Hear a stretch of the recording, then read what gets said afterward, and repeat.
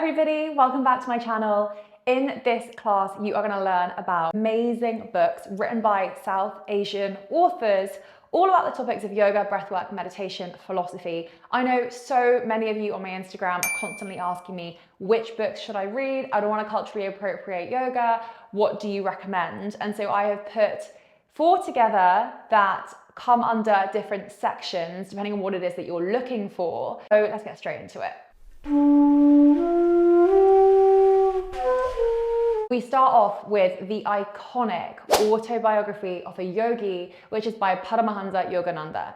And this is an incredible book with an amazing backstory. It is about true yogis. None of this, I wake up in the morning, I put on my Lululemons and I go and do my yoga practice and I drink my coffee afterwards and I live my kind of really privileged life, which is what yoga is often presented as today. But real talk, true yogi here. And also what the true yogis did, not just about Paramahansa Yogananda and his life, but also the modern Hindu saints. It says everything you need to know about what it is actually to be a yogi and what that word literally means. This is known as the Upanishads of the New Age. It's really conversational. It's really easy to read. I think anyone who wants to do yoga, get into yoga, become a yoga teacher, deepen their understanding, should be reading this. Fun fact, Steve Jobs was obsessed with this book. He told people, can you make sure that at the funeral, when I've died, are handing out this book to everyone who walks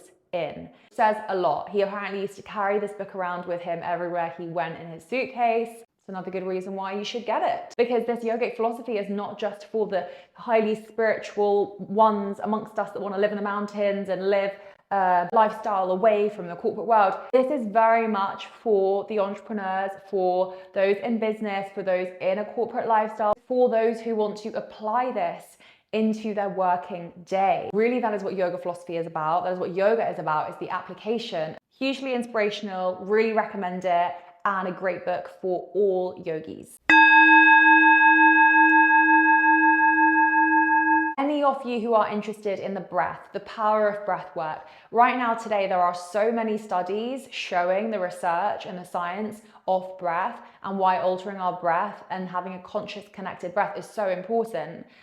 But the ancient yogis have been talking about this for centuries. This is an amazing book that tells you the science, literally called The Science of Breath. It is an amazing book by Swami Rama. It says on the front, controlling the breath is a prerequisite to controlling the mind and the body. We know that now, like I said, from all the research that's happening. The ancient yogis knew, the ancient sages knew, and there's an incredible amount of information in this book. Not just practices that you can do in your own time, but the science, literally what's happening in your body as you're making those changes to the breath. You can really practice the spiritual science that is yoga.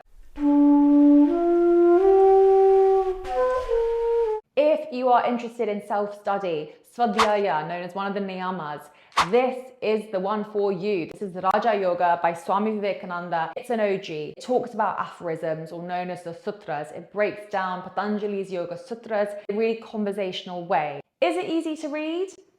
I don't think it's as easy to read as the likes of the autobiography of the yogi or Science of Breath by Swami Rama. However, it is one to take into your study sessions. What I mean by that is sit down with this book, get a notepad, open it up, pick one sutra, you study it and take your time. It's better, I think, to go through Raja Yoga like this as opposed to try and read it all as one book. It's one of those you want to come back to time and time again. And again, always look to how you can apply the philosophy to your life. This one is good for those who want to dive into self-study, who want to read the ancient texts in a conversational way, you can understand it, most importantly, look to apply it. We're ending with my absolute favorite. This is such an incredible book, Living with the Himalayan Masters by Swami Rama.